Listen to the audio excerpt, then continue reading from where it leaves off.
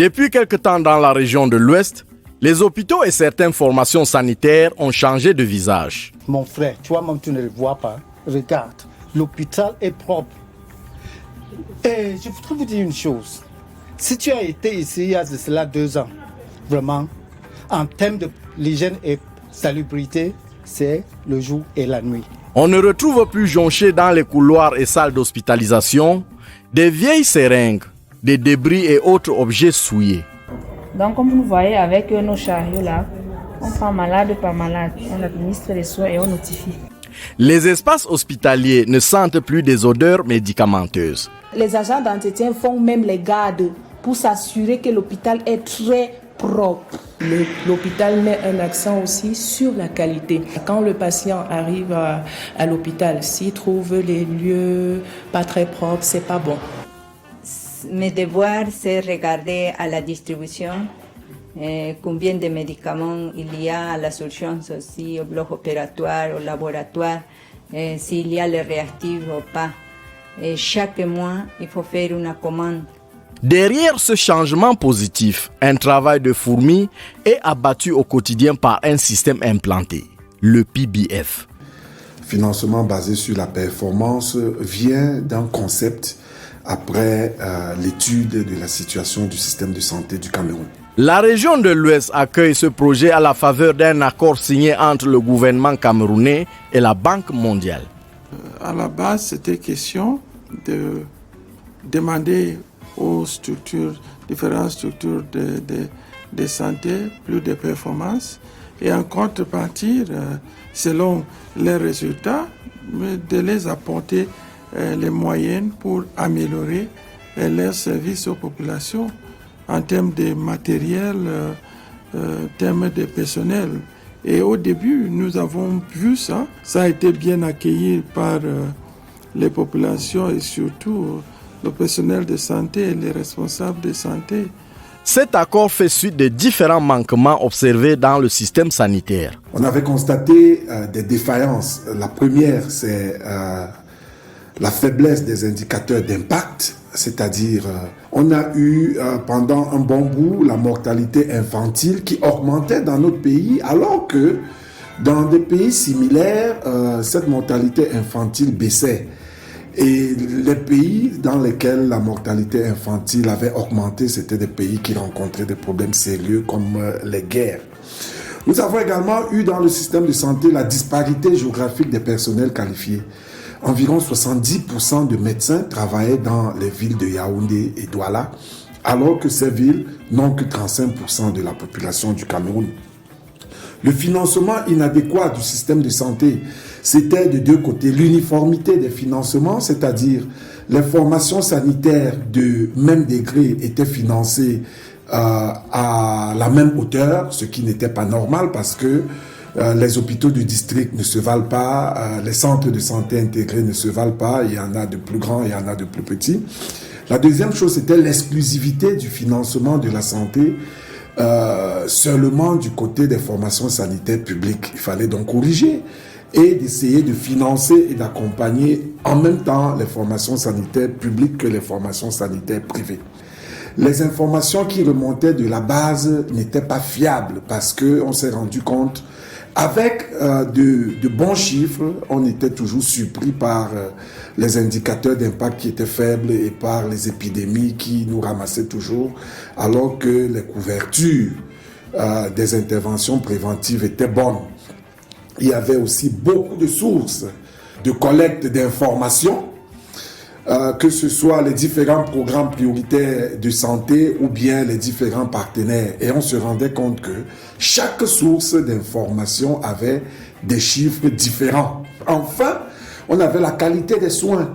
Les personnels qui offraient les soins de santé n'étaient pas des personnels qualifiés.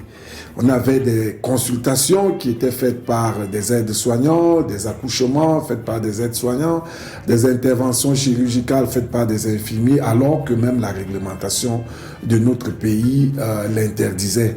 La mise en œuvre de ces orientations fait bénéficier deux grands pôles: les plateaux techniques de formation sanitaire et les populations locales.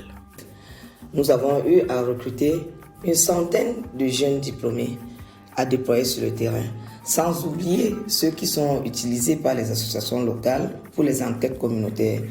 Du coup, le PBF, économiquement, rend la ville de Bafoussam et la région de l'Ouest tout entière plus active et économiquement rentable. Nos activités ont commencé avant 2019. Avec l'événement de PBF, là c'est le Ouest, ça nous a permis de mettre en valeur les différents dons que possédaient les membres de notre association. Dans le projet PBF, le patient est au centre du système. Je suis parti à l'hôpital un mardi pour sortir vendredi. Et quel est l'état de réception là-bas, l'accueil? Non, l'accueil est bien. C'est seulement les problèmes des remèdes. Que le prix des remèdes, là, si on pouvait vraiment baisser. Ainsi, tout commence par un travail autour du malade qui aura séjourné dans une formation sanitaire. Dans le système PBF, les vérificateurs médicaux sont chargés de vérifier et de collecter les données à propos des sanitaires. Comme je suis actuellement aussi ici de Malandé, dans la période du 5 au 20. Nous descendons sur le terrain et nous vérifions les registres des sanitaires en fonction des indicateurs qu'ils ont déclarés. Après avoir validé leur performance, on mentionne la date de validation et le cachet du vérificateur. On récupère la fiche de déclaration et on saisit au portail PBF. Après avoir saisi dans le portail, on vérifie s'il y a cohérence entre la facture physique et la facture générée par le portail. Le portail PBF est une plateforme virtuelle qui est constituée d'une combinaison du réseau informatique. C'est les données collectées au niveau du terrain qui sont saisies au portail. Dans l'œil vigilant du chargé des données que je suis, afin d'assurer la cohésion entre les données physiques et du portail. Quand nous finissons la vérification, il y a les données outils indices que nous collectons aussi qui concernent la partie financière. Nous vérifions si les recettes collectées dans la fonds sanitaire sont faites dans les carnets de reçus avec les cahiers analytiques. Après avoir vérifié, on soumet à la signature au manager. Après la signature du manager, on rédige un rapport. La chaîne de suivi s'exécute à travers les membres d'associations locales ayant contracté avec l'agence de contractualisation et de vérification, en abrégé ACV. Et notre activité dans le cadre PBF se base sur la recherche des patients qui ont été soignés dans nos formations sanitaires afin de savoir s'ils ont été bien pris en charge. Nous travaillons régulièrement en partenariat avec les associations locales qui envoient leurs membres comme enquêteurs sur le terrain afin de retrouver les patients qui ont eu à passer dans une formation sanitaire quelconque au cours des 3 mois passés. Nous avons plusieurs types de contrats. Nous contractualisons avec les formations sanitaires, avec les associations locales, sans oublier le personnel à déployer sur le terrain pour piloter le projet. Du coup, ce travail est fastidieux et demande beaucoup de précision et nous devons faire attention aux délais. Le PBF vient également en appui aux formations sanitaires sous différentes formes. Un programme qui a permis effectivement d'améliorer la qualité des soins dans notre structure à divers niveaux. Au niveau de la prise en charge des malades, au niveau de l'hygiène hospitalière et au niveau même de la motivation du personnel. Étant donné que les subsides permettent aussi d'améliorer, de motiver le personnel et aussi d'acquérir du matériel. En outre, nous avons eu une dotation DQP qui nous a permis d'améliorer la qualité des services par un matériel au laboratoire. Donc c'est un programme qui nous permet d'avancer et d'améliorer la qualité des soins que nous offrons au quotidien à nos usagers, à nos malades. Parce que sans compteur hématologique, on fait ce qu'on appelle la numération manuelle. On va compter les éléments figurés du sang au microscope. Et ce n'est pas du tout évident. Or, avec l'appareil, on le fait évidemment et aisément. Je voudrais vous dire que pour qu'une réaction soit vraiment très positive et bonne, il faut toujours un catalyste.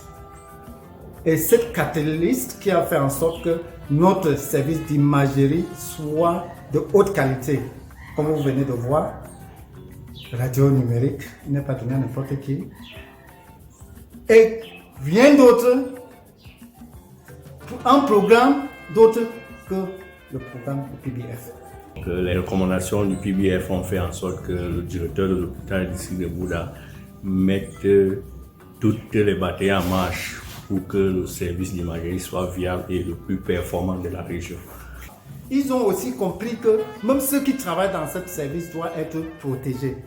Donc ils ont les tabliers faits en, on appelle ça LED, plomb.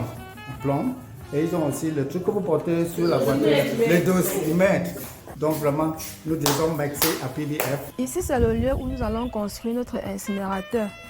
Donc cet incinérateur nous servira à détruire nos déchets hospitaliers.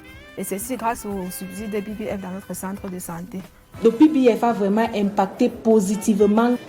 Les personnels de l'hôpital régional de Bafoussam ont la promptitude de travail, la rigueur. Sur le plan communautaire, les populations tirent le profit du PBF à travers des associations locales. Nous avons une veuve dans notre association que son mari est décédé, lui laissant avec 6 enfants. Mais si vous voyez cette maman, elle est costaud, mais quand elle fait les enquêtes sur le terrain, c'est formidable. Et cet argent l'a aidé à envoyer ses enfants à l'école et ouvrir même une petite crèche.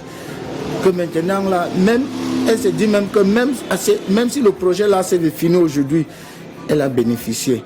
Déjà avec le PBF, il y a 30% qu'on déverse dans le compte de l'association et 70% qui sont remis aux enquêteurs. Ce qui est pour l'association, les 30%. Qu'est-ce que nous faisons? Ce que nous avons pu faire, même cette année, nous avons organisé des cours de remise à niveau pour les élèves de classe d'examen. Nous avons aussi organisé beaucoup de choses, aussi des activités génératrices de revenus. Et au niveau des 70% qui sont reversés au compte de nos enquêteurs, de nos membres, bon, il y a eu un très grand changement parce que déjà nos enquêteurs n'ont plus eu de problèmes pour payer leurs enfants à l'école. Ils ont eu les conditions de vie améliorées en plus. Le personnel de l'ACV est hautement qualifié. Le manager devrait être un médecin de santé publique ou économiste de la santé. Le deuxième cas est le mien. Il y a un manager adjoint qui est un médecin de santé publique. On a une assistante de direction qui a un master 2 en ressources humaines, qui est aussi hautement qualifié en secrétariat et en gestion des ressources humaines. Le comptable a un master en comptabilité et gestion avec de grosses expériences dans son domaine. Un comptable assistant qui a une licence en comptabilité. Les vérificateurs médicaux sont au moins au grade d'infirmier diplômé d'État. Nous avons aussi quelques sages-femmes. Je vais vous dire que nous avons eu comme vérificateurs médicaux quelquefois des médecins, des vérificateurs communautaires qui doivent avoir au moins une licence en sciences humaines. Ce sont des juristes, ce sont des littéraires. Nous avons eu même ici qui ont des PhD. Et à côté de ça, on a un chargé de données qui a de fortes connaissances en informatique. Il est aussi infirmier diplômé d'État. Nous avons le personnel d'appui. C'est un agent d'entretien, c'est 2 chauffeurs pour les véhicules, c'est un coursier pour les courses. Le personnel de l'ACV est hautement qualifié. Mais comme dans toute organisation, les plaintes ne manquent jamais. Je peux dire comme ma part de souci, c'est régulariser les factures à temps. Parce qu'il y avait les factures comme ma part, si je pouvais faire grand chose ici avec. Bon, parlant du PBF, vraiment, nous sommes reconnaissants par rapport à tous les bienfaits que le PBF fait parce que depuis de cela, le personnel est un peu satisfait par rapport aux subsides qui arrivent de temps en temps. Mais aussi un peu découragé dans la mesure où les subsides n'arrivent pas régulièrement. Actuellement, quand on part dans nos comptes, quand on fait nos calculs, je veux dire, puis on constate que PBF nous doit beaucoup. Mais à chaque instant, on donne un peu.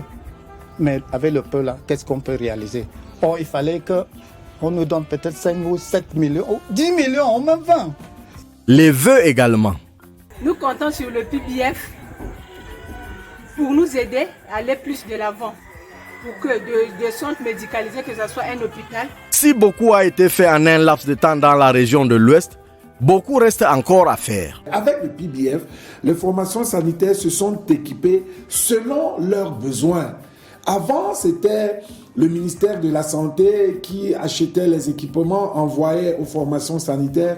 Parfois, ces équipements étaient de trop et il arrivait parfois même que ces équipements ne soient pas utilisés.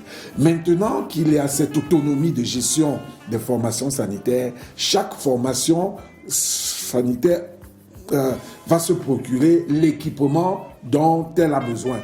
Maintenant, il y a eu la recherche permanente de la performance parce que l'ACV, que notre modeste personne a l'honneur et surtout le prestige de diriger, fait la contractualisation des formations sanitaires. Il faut que les formations sanitaires remplissent un certain nombre de critères pour avoir le financement. Nous avons eu la fiabilité des données parce que les vérificateurs de l'ACV vont dans les formations sanitaires chaque mois pour se rassurer que les données qui remontent sont réellement celles qui sont élaborées à la base. Il n'y a plus de données qu'on fasse sans savoir d'où ça vient. On n'invente plus les chiffres. Et on ne va pas le négliger, l'implication effective de la communauté dans les soins. Ce sont maintenant les communautés qui demandent certains soins, qui demandent certains équipements dans les formations sanitaires. Voilà, avec tout cela, avec la transparence qui existe dans les formations sanitaires, indéniablement, on peut dire que le PBF a apporté beaucoup, bien que beaucoup reste à faire. Le PBF, financement basé sur la performance à l'Ouest, est un projet qui gagnera à s'étendre sur d'autres administrations de la région, voire dans toute l'étendue du territoire du Cameroun.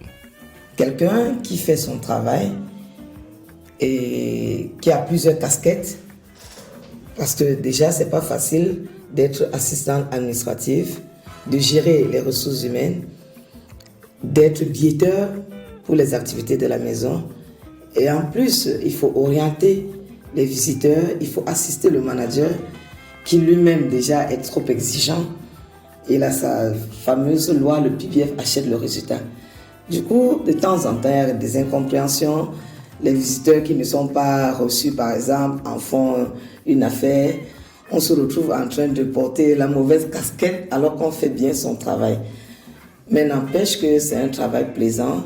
Et le manager de l'ACV Ouest donne l'opportunité de s'exprimer, de se former, parce que le fait de côté certains dossiers sensibles et y mettre la confiance, malgré la pression, le résultat est rassurant. Avec le PBF, nous avons une instance qu'on appelle l'outil indice. L'outil indice, c'est la réunion au cours de laquelle le manager ou bien l'équipe managériale rend compte de la gestion. Cette assise est trimestrielle et tout le monde est au courant de tout ce qui se fait. Parce que, comme nous disons, l'outil indice est le gage de la gestion transparente et participative. Alors tout le monde à l'ACV sait comment l'argent est utilisé et tout le monde est au courant de la programmation budgétaire pour le trimestre à venir. Ça fait d'un. De deux, nous avons une supervision financière du Fonds régional pour la promotion de la santé de l'Ouest qui est en fait la tutelle juridique et administrative de l'ACV. Cette supervision est trimestrielle. Elle est non seulement une supervision administrative, mais aussi une supervision financière et comptable. Tous les documents sont passés au peigne fin. Enfin, chaque année, nous recevons un audit de gestion qui est fait par un commissaire aux comptes indépendant qui vient, qui audite nos comptes et puis qui fait des recommandations et puis qui donne son avis sur la gestion de l'ACV. Dieu merci, jusque-là, nous avons toujours eu le quitus. Nous n'avons pas eu de répréhension sur la gestion financière. D'ailleurs, même, ce que nous faisons, c'est assez méticuleux. Le personnel est est à la hauteur de la tâche et il n'y a pas encore eu de dérapage. Les formations sanitaires profitent du projet en fonction des résultats obtenus d'après un contrôle. Dans le fond, le contrôle n'a pas changé, il a même plutôt été renforcé. Ça veut dire que ce soit les recettes propres des formations sanitaires, que ce soit les subsides qui leur sont virés par le PBF, le contrôle reste le même. C'est-à-dire les formations sanitaires subissent les contrôles et administratifs et financiers des districts de santé, de la délégation régionale et même du ministère de la Santé qui fait des contrôles, je crois, la périodicité, c'est chaque semestre. Et en plus de cela, quand le personnel de l'ACV arrive, nous faisons aussi le contrôle de l'outil indice. Parce que vous voyez, l'outil indice comme gestion, comme gage de la gestion transparente et participative est appliqué à tous les acteurs du PBF, que ce soit les formations sanitaires, l'ACV, la délégation régionale et même le Fonds régional pour la promotion de la santé. Certains gestionnaires véreux des formations sanitaires essayent de faire prévaloir qu'avec le PBF, la gestion autonome des formations sanitaires fait penser à un certain désordre, alors que non. Les fonds qui sont gérés sont les deniers publics. Leur mauvaise gestion est passible de poursuites administratives et peut-être même judiciaires. Le contrôle, je pense, s'il a changé, il a plutôt été renforcé. Il faut dire que l'avènement du PBF dans la région de l'Ouest demeure une préoccupation de l'autorité au plus haut niveau. Il faut avouer que dès que cette structure a été mise sur pied, on avait enregistré dans les centres de santé beaucoup de recrutements, des équipements dans les hôpitaux et les responsables de ces structures de santé avaient beaucoup plus de moyens pour pouvoir fonctionner. Et il y avait véritablement un suivi de toutes ces structures de santé pour véritablement connaître leur performance sur le terrain. À travers le PBF, on peut évaluer et savoir lesquelles structures sont performantes, est-ce que les responsables sont sérieux, est-ce qu'ils sont performants, est-ce qu'ils sont en train de faire leur travail, comment les populations apprécient la présence de ces structures de santé dans leur environnement, qu'est-ce que ça rapporte, la fréquence des populations qui fréquentent ces différentes structures, etc. Ça pouvait être facilement évalué. Les populations sont des bénéficiaires de ces structures. Qu'est-ce qu'on va les demander? Et avant que l'État ne mette ces structures en place, il y avait un objectif. Et cet objectif principal, c'est de mettre à la disposition de ces populations des structures de santé qui sont plus performantes en termes de personnel, de bons médicaments, les équipements et certaines facilités. C'est ça que les populations attendent. Et donc, pour eux, quand tout est réuni, mais ils vont fréquenter ces hôpitaux et ces centres de santé. Et on n'a même pas besoin d'aller à la radio pour les informer ou pour les rappeler qu'il y a un centre de santé. C'est le centre de santé est un service. Donc, quand le service est là et que ce service est apprécié à travers de bouche à oreille, et le message passe et les gens vont fréquenter. Mon message, c'est plutôt aux responsables de ces structures qui sont appelés à servir ces populations, qui doivent savoir qu'ils sont là pour l'intérêt de ces populations et donc doivent laisser tous ces intrigues, des querelles, des comportements qui n'ont absolument rien à foutre avec ces services publics, de laisser ça à côté et servir ces populations, de savoir qui sont là pour ces populations et que PBF l'ACV a été créé pour servir cette population. C'est ça l'objectif du gouvernement.